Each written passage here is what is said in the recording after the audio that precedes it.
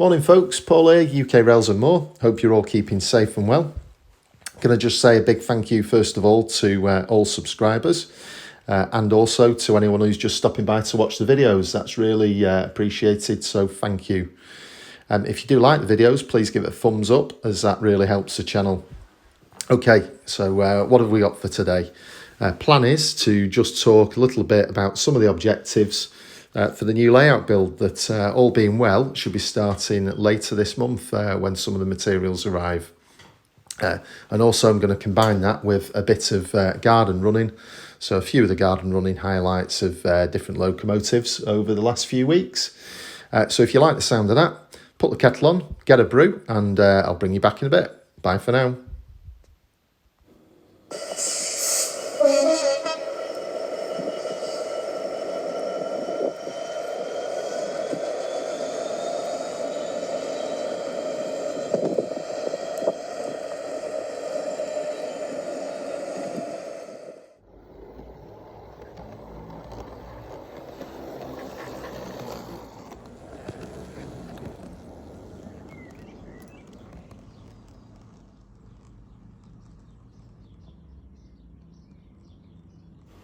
Okay folks, so what's the first objective? Well, the first objective is the layout needs to be built in a series of scenic modules that are going to be pretty much built from start to finish.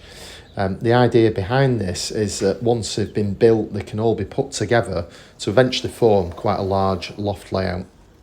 Now, the other advantage with these is I think it's going to be quite interesting just to build each module from start to finish. And also it'll give us a degree of mobility. So that ideally what I'm looking at doing is being able to, once I've completed each module, be able to do some garden running. Now obviously I'll build some additional loops around the end of each one just in the meantime, but I think that's going to give a real good point of interest to the plan. Okay, so I'll bring you back for the next one. Here's a bit more running.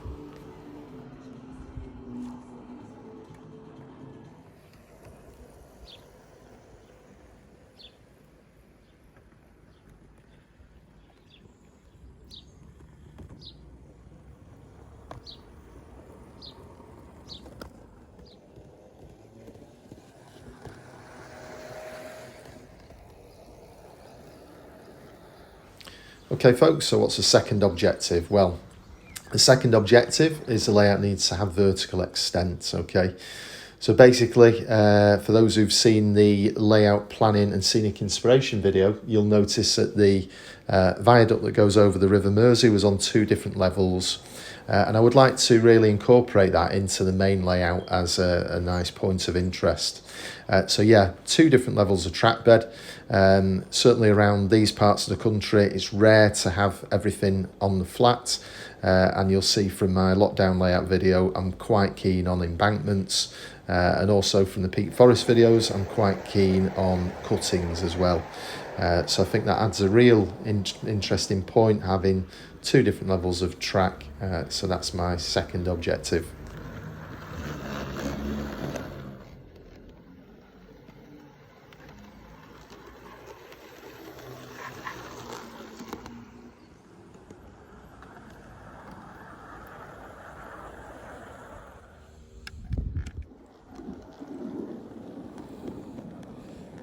Okay folks, so what's the third objective? Well, the third objective is I want the layout to have 4 running lines. So I can have 4 trains running at any one time. Now that's not to say I'm going to have 4 running lines on every single scene, so to speak. Some may be hidden at points, depending on the setting. But I think that's going to add a real point of interest to have 4 trains running. So you can have slow movers, slow moving freight potentially, and some of the quicker ones, but certainly that's going to bring it together on some of the scenes that I'll speak about a little bit more in a moment, and will add a very nice point of interest.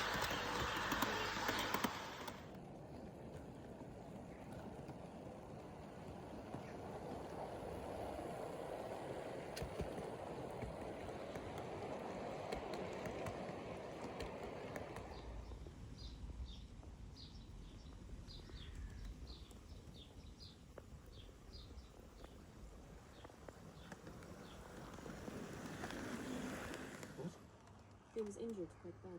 That's not true. You need time. Okay folks, so what's the fourth objective? Well, the fourth objective, I'd like the layout to feature a TMD, a traction maintenance depot, or at least a visible part of a TMD. And that will be for the direct rail services fleet, which I'm building up at the moment. I think that adds a really interesting feature, and what better way to display the locomotives than that nice TMD setting.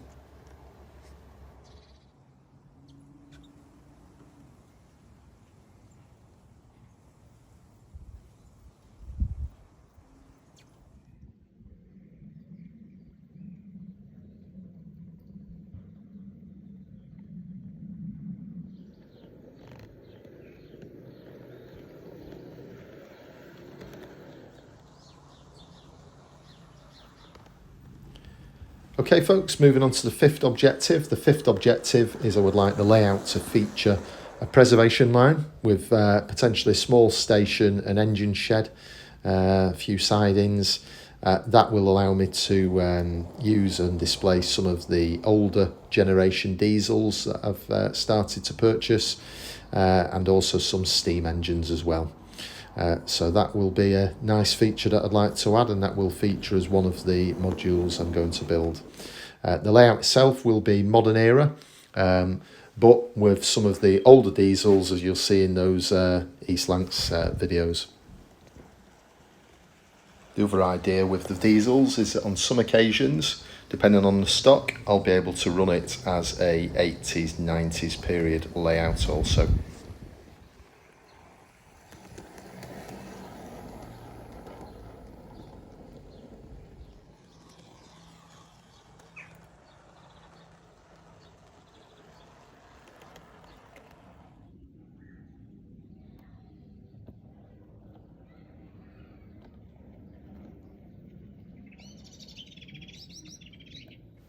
Okay folks, objective number 6. I would like the layout to feature some real nice scenic points. And I'm thinking inspiration being some of the quarry lines around the Buxton area. For anyone who's not seen them already, the Peak Forest videos show some of the kind of stone traffic that you get around all of those cement product quarries.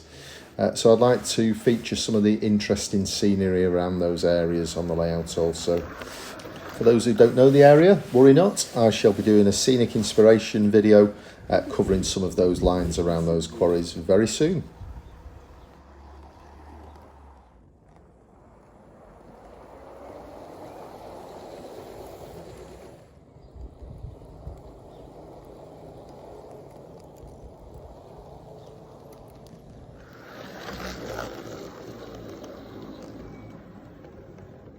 Okay folks, for those still with me, thanks very much for your patience, and we're maybe coming dangerously near to second brew territory, so feel free to pause the video and help yourself to another brew.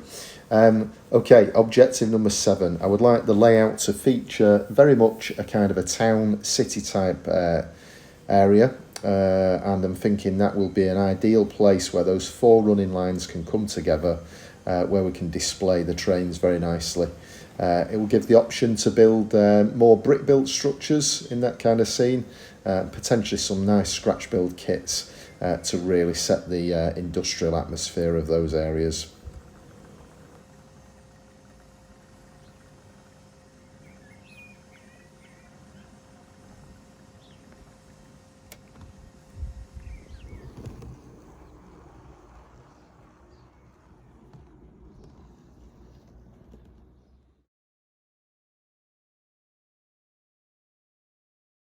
Okay folks, so those are the 7 key objectives for this exciting new build.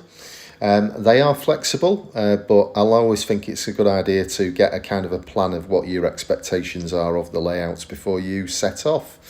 I'm very much looking forward to building it. As I say, the materials for the first section will be coming towards the end of this month.